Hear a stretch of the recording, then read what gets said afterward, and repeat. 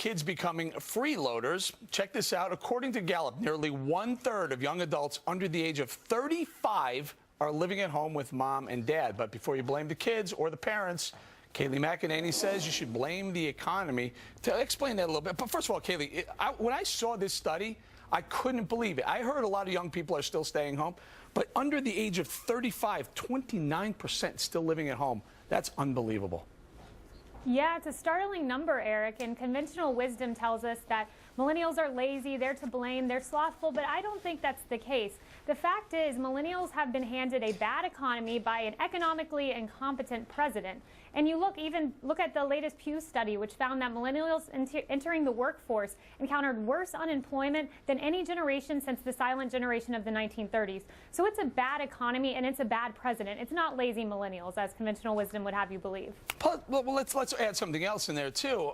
With the new health care law, you know, they're allowing kids to stay on parents' health care systems on their plans until they're older also.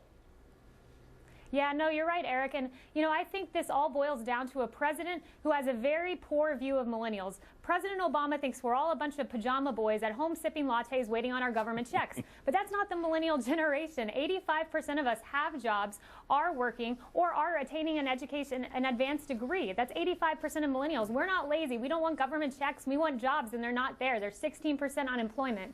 So we've hit a hard time. You make a very good point. Young unemployment is absolutely raging right now, 16%.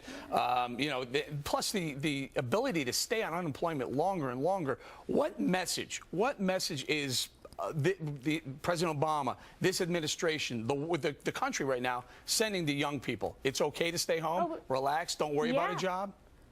Yeah, we saw that message come off of Jay Carney's lips during a press conference that Obamacare gives us the luxury, the leisure not to work. But millennials aren't buying that. And that's why you see, if the election was held today, 54% of millennials 18 to 24 said that they would recall this president. That's a startling number coming from a generation that voted for him in droves last election and the election prior to that. So pretty startling. And I only have about a minute or so, but is there a shift? Is there a sea change with millennials and young people saying, you know, we tried that for a while. We tried that living off the dole for a long time. They're not liking it. Are they moving back to let's go find a job and work?